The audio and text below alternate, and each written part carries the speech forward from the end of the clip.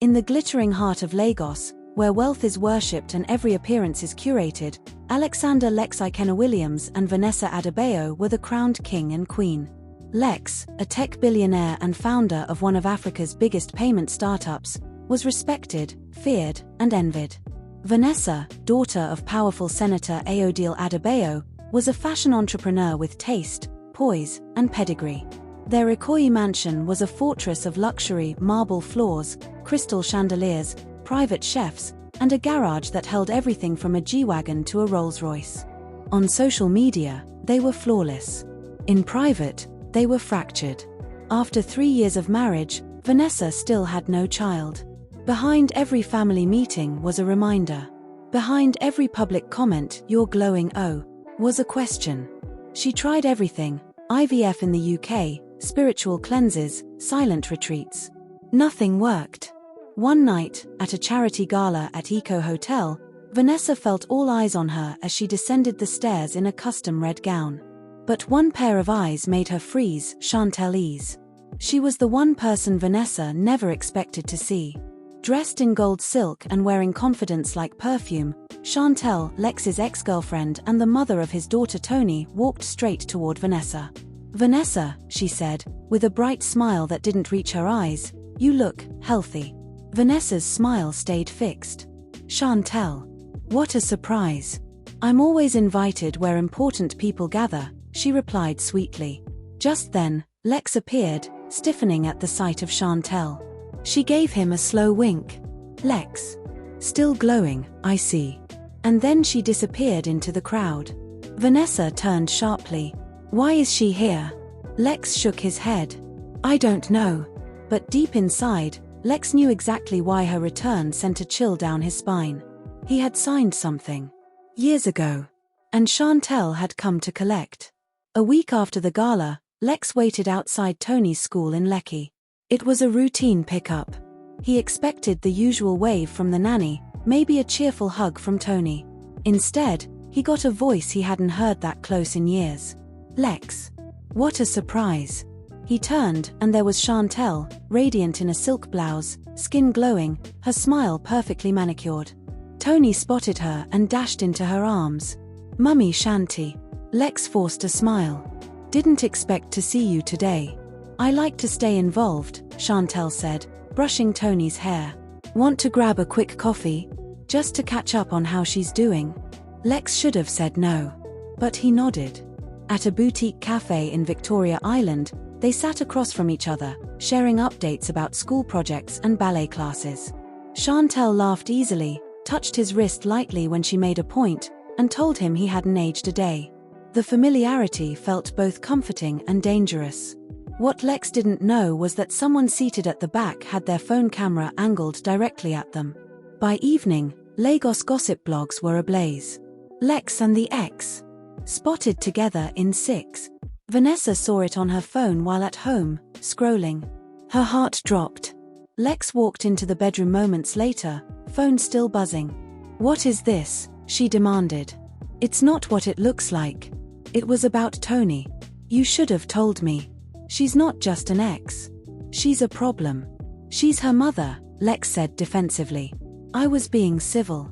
Vanessa narrowed her eyes. "Chantel doesn't do civil. She does strategy." But Lex didn't hear her warning. He still believed this was just coincidence. Vanessa knew better. This was the first move. Tony's school recital was the kind of event Lex loved: low stakes, proud applause, simple joy. Vanessa had flown to Abuja for a Women in Business political fundraiser. Lex was flying solo that night. After the show, Chantel walked up to him outside the auditorium, glowing. "She did amazing," she said, smiling up at him. "She did," Lex replied, distracted. "I live nearby. One drink?" she asked. "To celebrate." Lex hesitated. Then made the worst decision of his life. "Sure." Her serviced apartment smelled of jasmine and expensive candles.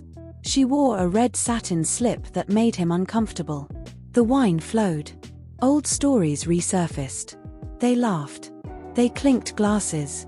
"I miss this," she said, her voice soft. "Chantel." "Don't worry," she whispered, placing her hand over his. Just for tonight. He didn't plan it.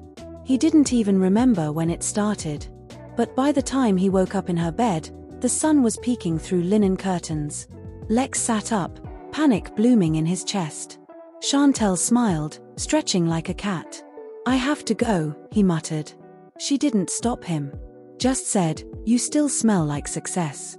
2 weeks later, Chantel walked into his office like she owned it. "I'm pregnant." "It's yours." Lex's brain scrambled. "You're lying." She slid a folder across his desk. "The lab says otherwise." His hands shook as he opened the file. "Test results. Names. Dates." "I won't make a scene," she said, picking invisible lint off her jacket. "Unless I have to." Then she left, heels clicking like a countdown. Lex slumped into his chair, the office lights suddenly too bright. One night. One mistake. And it was about to set his entire life on fire. Vanessa didn't cry. Didn't scream. She simply listened as Lex confessed. Then, without a word, she walked upstairs, packed a small suitcase, and moved into one of the guest bedrooms. The next morning, Lex's mother, Memazi, called a family meeting at her Banana Island estate. Vanessa arrived in silence, head held high, draped in black silk like a widow at her own marriage's funeral. Memazi was seated at the head of a long mahogany table, flanked by uncles, aunties, and silent staff. "We all know why we are here," Memazi began, her tone firm but elegant. "This family needs an heir. And Vanessa, as wonderful as she is, has not delivered one." Vanessa's stomach turned, but she said nothing. "Chantel is carrying Lex's child. That child is already part of our legacy," Memazi continued. "For the sake of peace, we will bring her into the family home. She'll stay in the guest house until the baby arrives." Lex's mouth opened, but Memazi's stare silenced him. Vanessa sat still, blinking slowly. Later that evening, Chantel arrived at the Ikoyi mansion like royalty returning from exile, 5 designer trunks, her makeup artist, her personal chef, and a smug look that stabbed Vanessa straight in the gut. "Oh, Vanessa," Chantel said sweetly. "Don't worry. I won't disturb your space. I just need to be close to Lex. For the baby's sake." Vanessa offered a smile so sharp it could have sliced glass. "Of course. We all want what's best for the baby." That night, Vanessa called Suki. "I need a full background check on Chantel. Clinic visits, text messages, money trails. Everything. Dig till it bleeds." Suki replied instantly. "Say less. I'm about to turn her entire digital life into confetti." Within 72 hours, Suki delivered. "She's lying. And I can prove it," she said, scrolling through a hacked WhatsApp backup. Chantel had been making quiet visits to a questionable fertility clinic in Yaba, using a fake name. She transferred 5 million naira to a man named Dr. Elvis, a disgraced lab technician previously arrested for forging paternity test results. But the most damning evidence came from right inside the mansion. Suki had tapped into the mansion's internal CCTV system. One night, around 2 a.m., Chantel crept into the guest bathroom. She locked the door. She stood before the mirror. Then slowly, methodically, she peeled off a silicone baby bump. Vanessa watched the footage on her tablet in silence, her eyes cold as ice. "She's not pregnant," Suki confirmed. "It's all staged. Everything." Vanessa gave a slow, satisfied nod. "Let her keep pretending. Until I decide the time is right." She ordered a secret non-invasive DNA test to check if Chantel's blood carried any fetal DNA. In the meantime, she visited Pastor Jude, her spiritual mentor and longtime family friend. But something about him felt wrong. He avoided eye contact. His prayers were vague.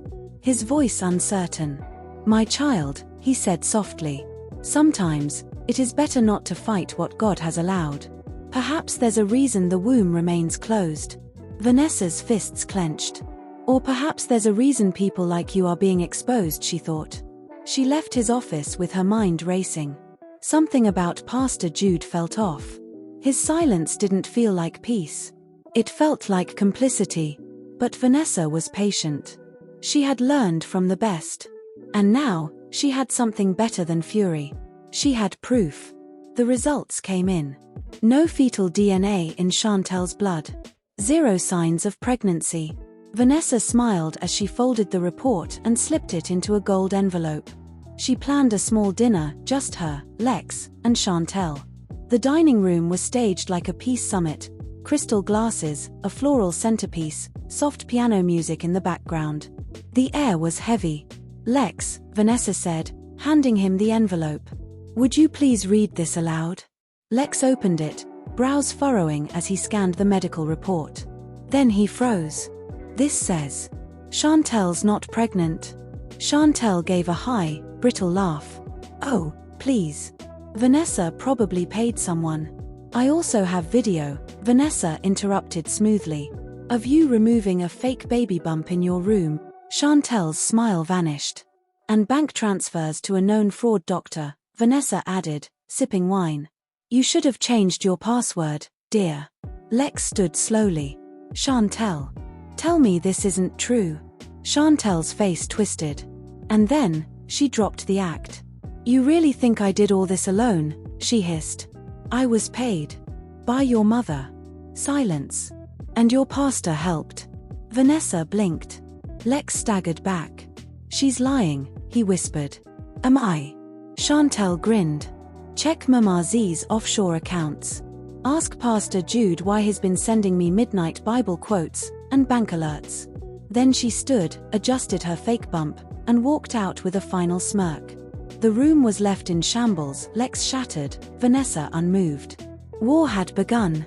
But Vanessa had just fired her opening shot. Lex couldn't breathe. After Chantel walked out, he sat in silence, his heart pounding like it wanted to break free from his chest. He wanted to believe it was all a bad dream. But the look on Vanessa's face wasn't anger, it was confirmation. The kind of calm that comes after uncovering rot. The next morning, he received a folder from Vanessa's best friend, Suki. Inside were screenshots, audio files, and wire transfers. Voice notes from Mama Z to Chantel. "She's barren and proud. We need to replace her before the family name dies out."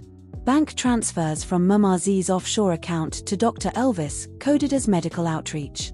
Photos of Pastor Jude and Chantel having dinner at an upscale restaurant, leaning too close, smiles a little too familiar. It was all there. Lex wanted to scream, but guilt silenced him. He had believed in his mother, trusted Pastor Jude like a father, slept with the woman who came to destroy his life. He knocked on Vanessa's door that evening. She opened it but said nothing. "I didn't know," he said, "about any of it. I swear." Vanessa studied him. "I told you she was dangerous. I thought you were just jealous." Vanessa's lips tightened. "I'm not leaving because you cheated, Lex." He blinked. "Then why?" "I'm leaving because when I was being hunted, you gave the wolves a map." And with that, she closed the door. The next morning, she moved out of the mansion. Quietly, elegantly, no drama. She got a luxury apartment in Victoria Island. No public announcement. No Instagram farewell. Just silence. Until she fainted at a boutique launch event. Vanessa came to in a pristine white hospital room, the scent of disinfectant and orchids wafting in the air. A nurse smiled gently at her as she stirred. "Welcome back, What happened?" Vanessa asked, her throat dry. "You fainted. Blood pressure dipped a bit. But don't worry, it's common in the first trimester." Vanessa blinked. "First, what?" The nurse's smile widened. "Congratulations. You're pregnant." Vanessa sat upright too fast. "That's impossible." The nurse handed her a chart. "No IVF. No drugs. It's a natural conception. Estimated due date, 5 months from now." Vanessa stared at the ultrasound printout in disbelief. Then, tears. Not from fear. Not even from joy. But from the quiet relief of knowing that life had found her after all the loss. They tried to break her. They tried to replace her. They said she was barren. But her womb had written its own story. She didn't tell anyone. Not Lex. Not her mother. Not even Suki. Until, 1 week later, Lex received an envelope. Black. Unmarked. Inside was a printed photo, Vanessa at the hospital, holding her ultrasound sheet. And a second item, a copy of the old custody agreement he had signed when Chantel had given birth to Tony. He scanned the familiar paper. His breath caught when he reached a clause he had forgotten. If Lex fathers another child before Tony turns 18 without written consent from the mother, all inheritance and custody privileges will revert. Lex's chest tightened. His hands began to shake. Chantel had played him. He had signed away his future. And now Vanessa's miracle had become the trigger to destroy it all.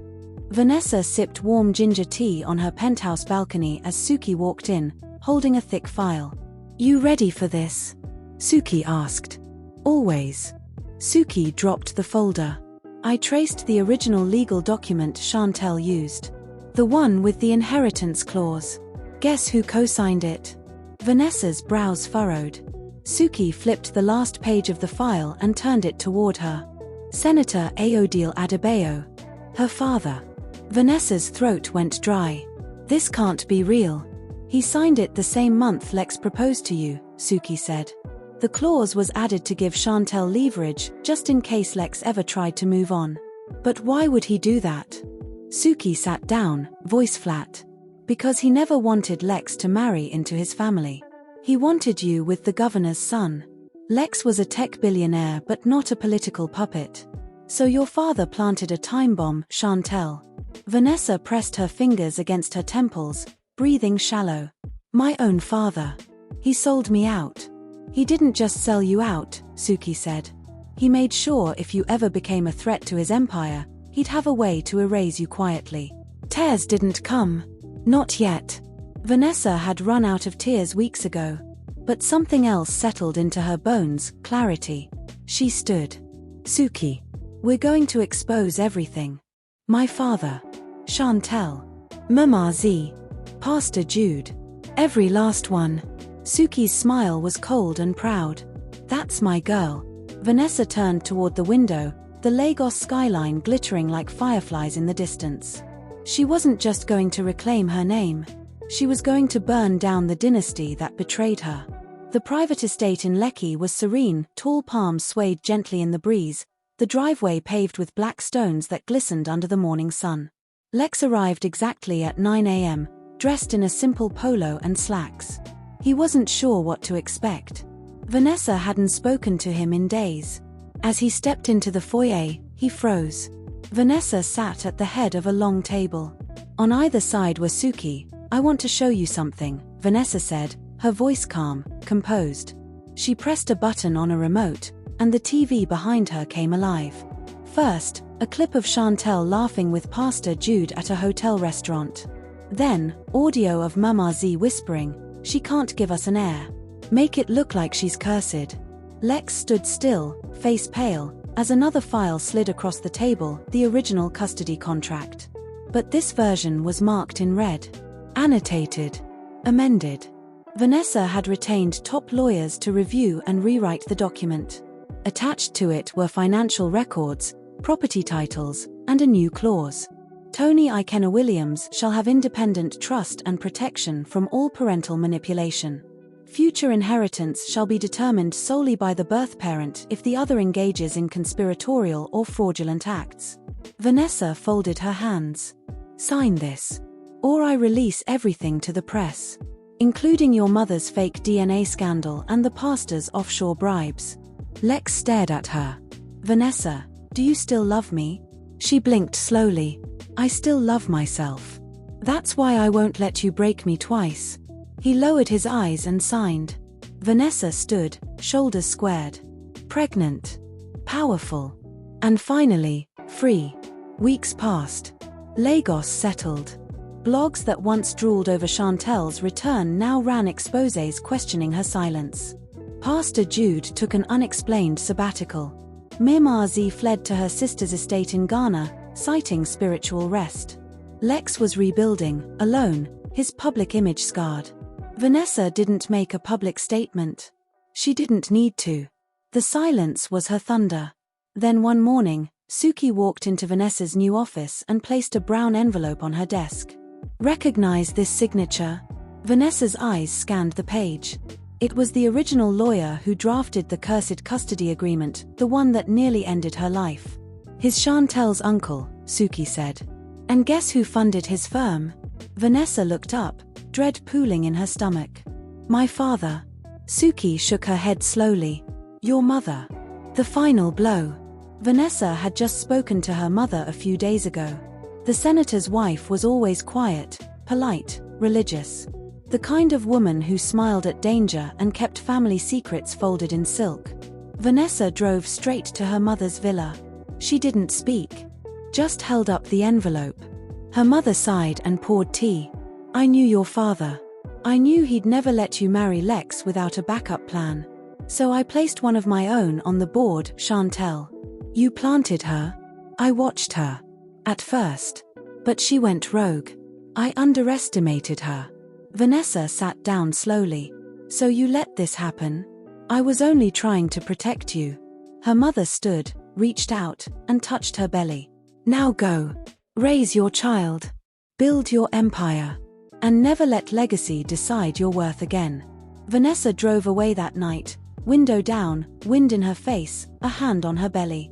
She wasn't just a survivor. She was the queen. And the queen always survives the game.